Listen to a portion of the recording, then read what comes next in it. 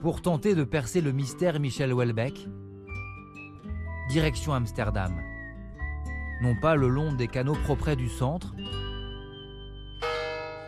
mais en périphérie de la ville.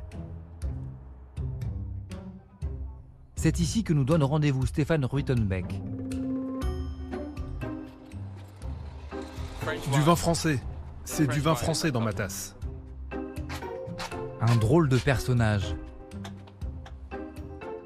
Réalisateur au sein d'un collectif de cinéastes controversés en Hollande. Et c'est par lui que vient de naître le nouveau scandale qui éclabousse Michel Houellebecq. Nous avons tourné en tout avec Michel pendant 19 jours. Nous avons commencé en novembre et ça s'est poursuivi jusqu'à Noël. Dans son studio, il met la dernière main à ce qu'il présente comme un projet artistique. Un film pornographique dans lequel jouerait Michel Houellebecq. Nous ne verrons aucun rush, seulement quelques images de la bande-annonce qui a déjà fait du bruit. Torse nu, vous le voyez, dans la splendeur de ses 66 ans, pas de choker et clope au bec, qui se donne en spectacle, embrassant goulûment de très jeunes femmes dans son lit d'hôtel. Vous n'êtes pas prêts, je sais, désolé. Nous non plus, hein, personne l'était. Stéphane Ruitenbeek assure être fan de Michel Houellebecq. Ils étaient en lien par mail et se rencontrent finalement à l'automne à Paris. C'est pendant ce rendez-vous à Paris qu'est née l'idée de faire ça. Il s'agit des frontières entre la réalité et la fiction, comme il le fait dans ses livres. Qui est le vrai Michel Houellebecq? Mais, coup de tonnerre, Michel Houellebecq dénonce une vidéo diffamatoire et tente finalement de faire annuler la sortie du film en vain. Cette vidéo porte atteinte de manière irrémédiable à ma vie privée, mon honneur, mais surtout, ce qui est plus grave encore, à ma femme, dévastée par les mensonges. L'une des actrices que nous rencontrons dit ne pas comprendre la réaction de l'écrivain. On le voit ici à ses côtés. C'est après le sexe.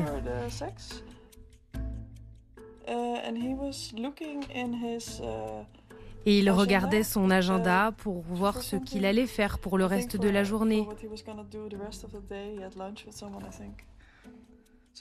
Il est très heureux, vous voyez.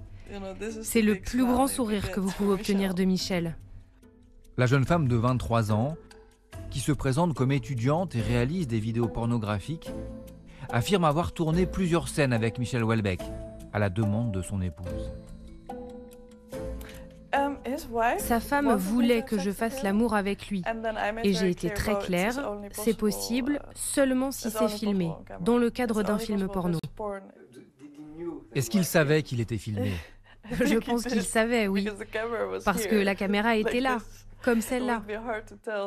Comme ça aurait été difficile de dire « Ah bon, tu es en train de filmer ?» Oui, il savait qu'il était filmé. Je pense qu'il joue un rôle, quelque chose comme ça, un homme dépressif. Peut-être qu'il joue en quelque sorte un personnage de ses livres. Fiction ou réalité? Comme souvent chez Michel Houellebecq, le vrai et le faux s'entremêlent dans un climat poisseux. S'est-il fait prendre à son propre jeu? Je ne sais pas à quel point c'est de la provocation, au sens où, au stade où il en est, en fait, il assume tout. Quelqu'un qui n'a pas beaucoup de limites en fait en réalité, donc du coup je suis pas du tout étonné qu'il soit très à l'aise dans ce genre de délire. Pas de limite, du porno aux interventions explosives dans le débat public. À 67 ans, le romancier le plus lu à l'étranger multiplie les polémiques et les propos ambigus contre les musulmans. 1. Soumission n'est pas un roman islamophobe. 2. On a parfaitement le droit d'écrire un livre islamophobe si on veut. Il défend même, comme Éric Zemmour, l'idée du grand remplacement. Il a apporté une caution intellectuelle et littéraire à l'extrême droite. Ah, je pense qu'il aime le scandale, bien sûr. Il est à la fois, par moments, un peu effrayé par le scandale qu'il provoque, mais il ne peut jamais s'empêcher de lancer comme ça un peu plus loin le bouchon. Est-il en pleine dérive? Bah, tu vois ce que c'est Chirac humainement? Bah, c'est-à-dire que... Ouais, c'est vrai. C'est quand même un gros con. Mais non, mais c'est vrai. Qui se cache derrière Michel Houellebecq? Enquête sur un écrivain sulfureux. C'est une vision possible du paradis.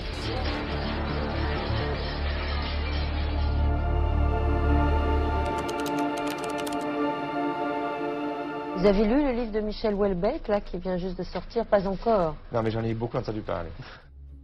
Michel Houellebecq, c'est d'abord un écrivain avec une voix, dans ses livres et dans la vie. C'est une succession d'échecs, ce livre. Une succession d'échecs?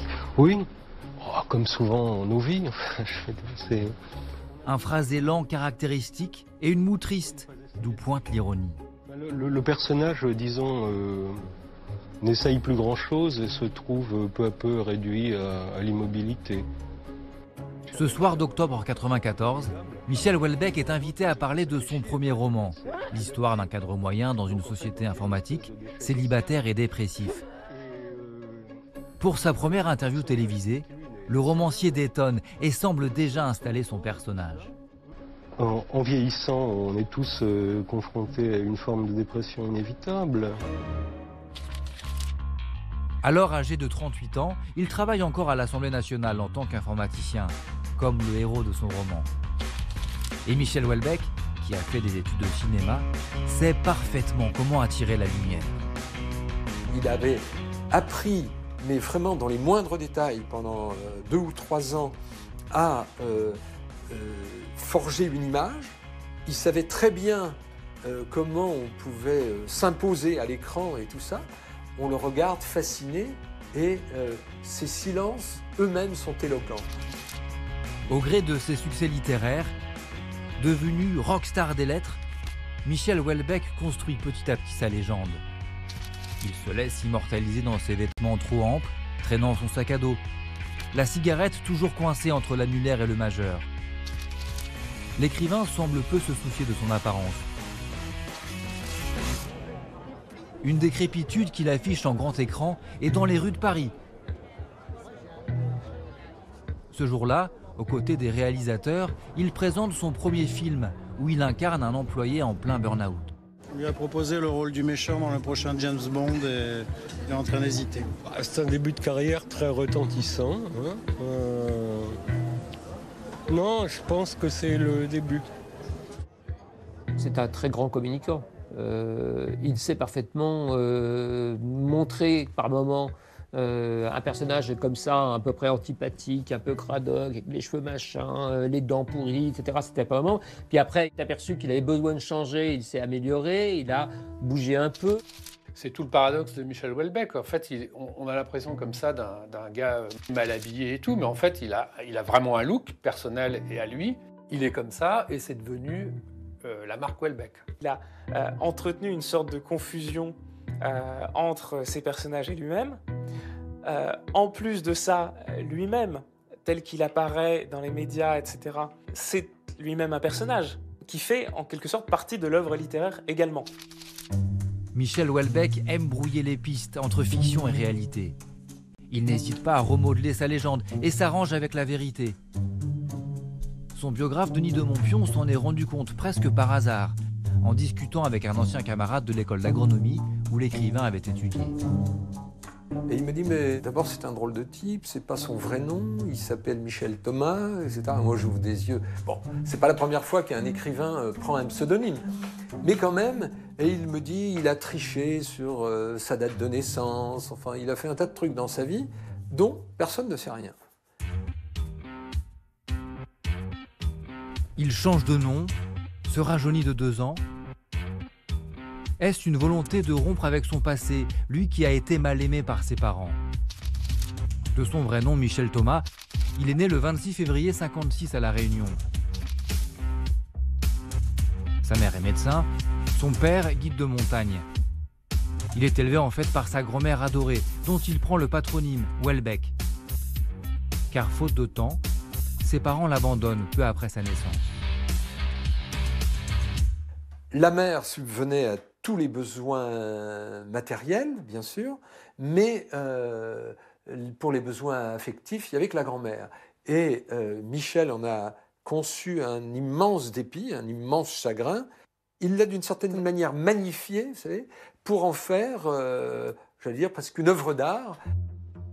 Un écrivain qui pose un regard presque sociologique sur des thèmes peu abordés jusqu'alors, comme les classes moyennes, le secteur tertiaire, ou encore la misère sexuelle qu'il traite dans son premier roman. Tout comme le libéralisme économique sans frein, et pour des raisons analogues, le libéralisme sexuel produit des phénomènes de paupérisation absolue. Certains font l'amour tous les jours, d'autres 5 ou 6 fois dans leur vie, ou jamais.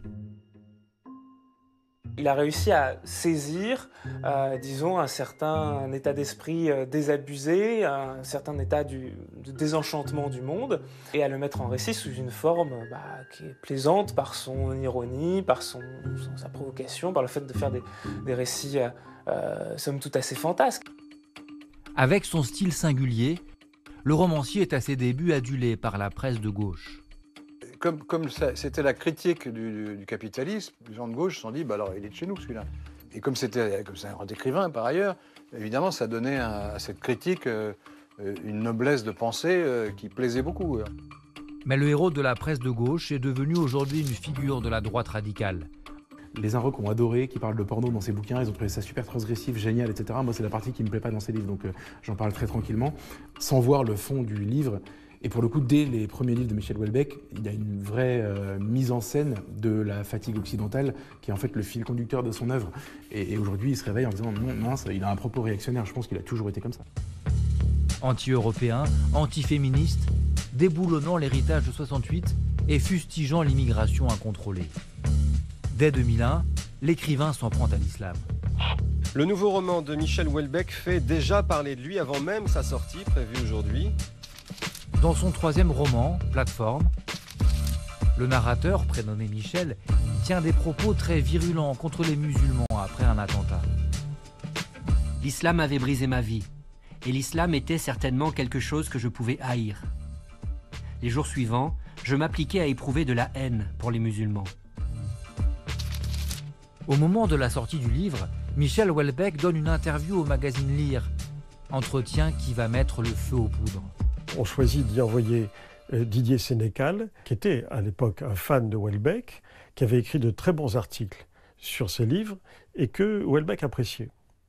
Et donc il prend rendez-vous et il se donne rendez-vous pour dîner près de l'Opéra. Et après, ils ont pris quelques verres. Voilà. C'est une interview qui dure des heures et des heures, ça dure 6-7 heures, ça picole, ça grignote, etc., etc. Le comité de rédaction découvre l'interview de Michel Houellebecq, avec ses réponses choc. À la question « Partagez-vous l'admiration des Français pour le général de Gaulle ?» L'écrivain répond « J'ai plus de sympathie pour Pétain. » Pour l'islam, ce n'est plus du mépris que vous éprouvez. Oui, oui, on peut parler de haine. Le romancier ajoute « La religion la plus con, c'est quand même l'islam. Quand on lit le Coran, on est effondré. » Je dis aux autres, c'est inadmissible, mais en même temps, il n'est pas question de censurer.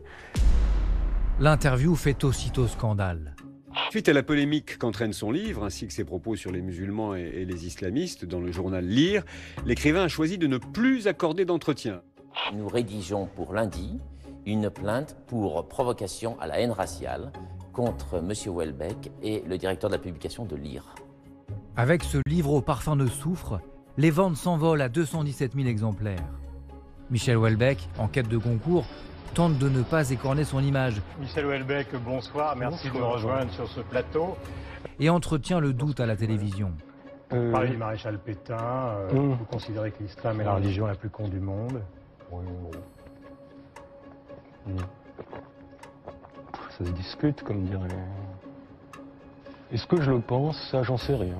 Ça dépend des jours. Hein. C'est clair, on est à la télévision, il suffit de le dire si vous le pensez ou si vous ne le pensez pas. Parce qu'on va plonger dans la littérature, on est là pour ça. Mais à un moment, il faut évacuer les mauvaises vibrations qui peuvent entourer la sortie d'un livre.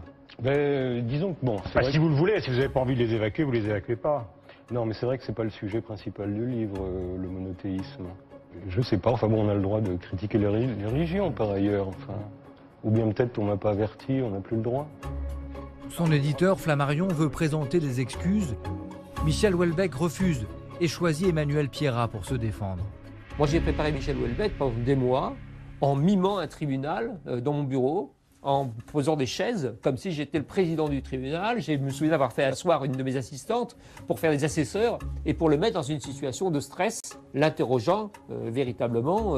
Et puis après, je l'ai mis sous patch à la nicotine, parce que au tribunal, on ne vous autorise pas à fumer. Le procès s'ouvre à Paris dans un climat électrique. Michel Houellebecq se serait sans doute bien passé du soutien bruyant d'une poignée de militants d'extrême droite venus cet après-midi au palais de justice pour un procès placé sous le signe de l'ambiguïté.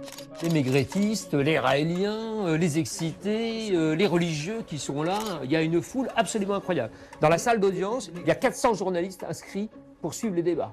400 journalistes. Enfin voilà, il y a une ambiance, c'est le salon littéraire, l'émeute médiatique et le bazar politique le plus complet. À l'époque, l'écrivain est encore adulé par la presse de gauche et défendu par le milieu littéraire parisien. Il est scandaleux d'attaquer un écrivain français pour délit d'opinion ou blasphème, ce qui n'existe pas dans la République laïque où nous vivons. Il manquait que quelques canapés, quelques coupes de champagne. On était vraiment dans l'entre-soi.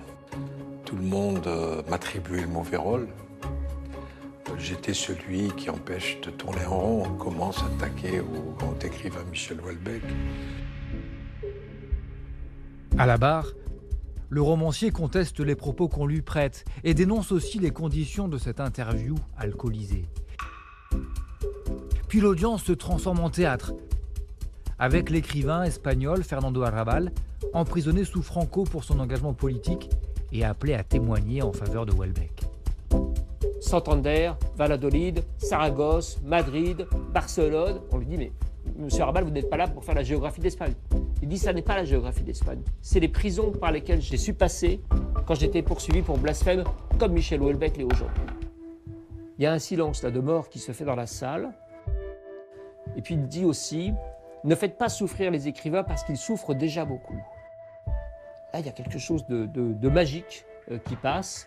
Et dans cette ambiance absolument incroyable où cette salle d'audience survoltée d'un seul coup s'est calmée et écoute les paroles de ce petit et grand monsieur à la fois, il sort une fiole d'alcool, il attend comme ça, on est tous stupéfaits, il fait comme une sorte de bénédiction, comme on ferait de l'eau bénite comme ça autour de la salle, il décapsule le truc, il vide tout d'une seule gorgée, et puis il fait « à ta santé, tribunal !» Il jette la fiole et il s'en va. Boum. Et là, il y a suspension d'audience, le président Bonnal appuie en disant évacuez la salle. Vraiment, un tel bazar d'un seul coup qui reprend. Et c'est un point de bascule dans le procès parce qu'il a dit des choses à la fois drôles et tragiques. Michel Houellebecq sera finalement relaxé. Le tribunal considère que ses propos relèvent de la liberté d'expression. Mais l'islam devient une thématique récurrente de son œuvre. C'est même le sujet principal de Soumission en 2015. L'histoire d'un professeur d'université qui voit l'accession à l'Élysée d'un président appartenant à un parti musulman. Avec ce roman, l'accusation d'islamophobie prend de l'ampleur. C'est la première fois qu'un écrivain, dont certains pensent qu'il mériterait le Nobel, met à la disposition à la fois du public cultivé et du grand public, parce qu'il a du succès, les idées de la droite la plus réactionnaire. C'est Marine Le Pen au Café de Flore, c'est ça le fond de l'affaire. Je lui ai demandé par exemple, la première fois que je l'ai vu, pourquoi il avait écrit Soumission, comment cette idée était venue. Et sa réponse était assez simple, presque simpliste en fait, et assez désarmante. Il a dit, je suis parti vivre en Irlande quelque temps, et quand je suis rentré en France, c'est la seule chose qui avait changé, c'était la place de l'islam dans l'espace public. La place visuellement, des voiles, des musulmans, des barbes, etc. Ça l'a frappé. D'où vient cette animosité contre l'islam? Des clés sont-elles à chercher dans son histoire personnelle? Lui qui a vécu durant son enfance en Algérie et est issu d'une famille de pieds noirs du côté de sa mère. Vous dites, je suis un émotif, un grand émotif. Vous dites, ma mère ne m'a pas suffisamment bercé, caressé, cajolé. Elle n'a pas été assez tendre, ça explique tout. Michel Houellebecq rompt définitivement avec elle en 91, après une dispute à propos de la guerre du Golfe. Elle raconte. On s'est disputé gravement pour la première fois de notre vie. Brusquement, je retrouve un fanatique de l'ultra-droite qui dit qu'il faut écraser les bougnoules. L'écrivain critique violemment cette mère détestée. Dans Les Particules élémentaires, un personnage porte son nom. Elle est décrite comme une hippie égoïste qui multiplie les amants. Il l'a fait même un temps passer pour morte dans la presse. En 2008, alors âgée de 83 ans, elle finit par se défendre et publie à son tour un livre pour raconter son histoire, celle d'une femme médecin, militante communiste, élevée en Algérie. Elle a toujours revendiqué mais une vraie sympathie pour les Arabes. Il a fait un rapprochement entre le relatif désintérêt qu'elle lui a porté en ne l'élevant pas et il en a conçu sans doute un vrai ressentiment. Un ressentiment renforcé par la peur des attentats. En 2015, il perd son ami Bernard Maris, tué lors de l'attaque contre Charlie Hebdo. Lui-même, alors en pleine promotion de son roman, est placé sous protection policière. Comment vous traversez toute cette période? Quels souvenirs vous en gardez de ces jours terribles?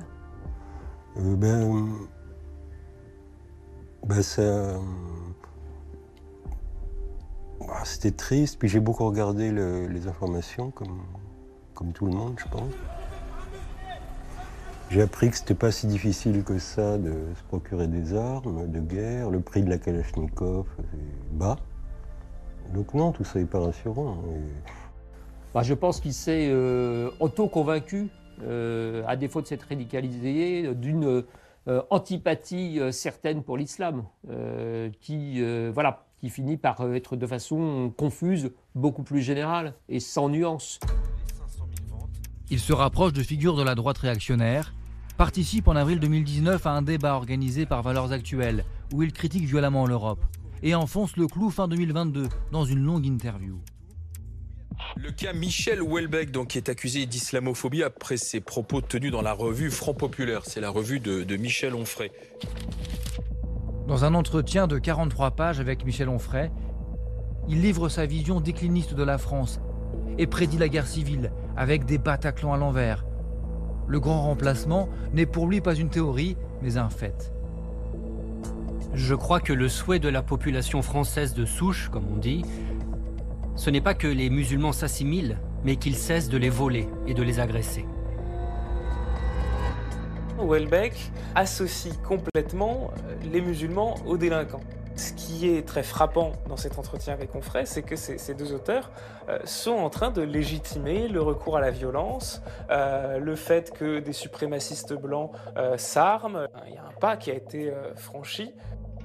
La Grande Mosquée renonce finalement à porter plainte après une rencontre dans un café organisée entre le recteur et l'écrivain, à l'initiative du grand rabbin de France, Haïm Korsia. Il m'a dit voilà, il veut te rencontrer. On a convenu d'un lieu et d'une heure. Pendant l'entretien, Haïm Korsia est resté assez silencieux. C'est Michel Houellebecq et moi-même qui avons échangé. Et là où il a pris son stylo, il m'a dit écoutez, moi je suis un homme de texte, je suis très attaché au texte et donc voilà, je vais vous faire une proposition. Il a commencé à rédiger un document. Cette fois, contrairement à ce qui s'était passé il y a 20 ans, Michel Houellebecq s'excuse et reconnaît un amalgame. Il y a une forme de regret, il me dit qu'il exprimait ses regrets, qu'il ne s'attendait pas à ce que ses propos aient de telles conséquences.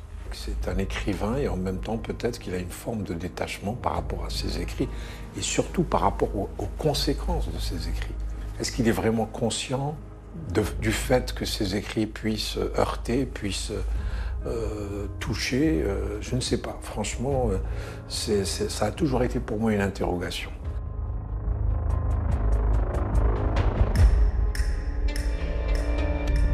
Que cherche vraiment Michel Houellebecq?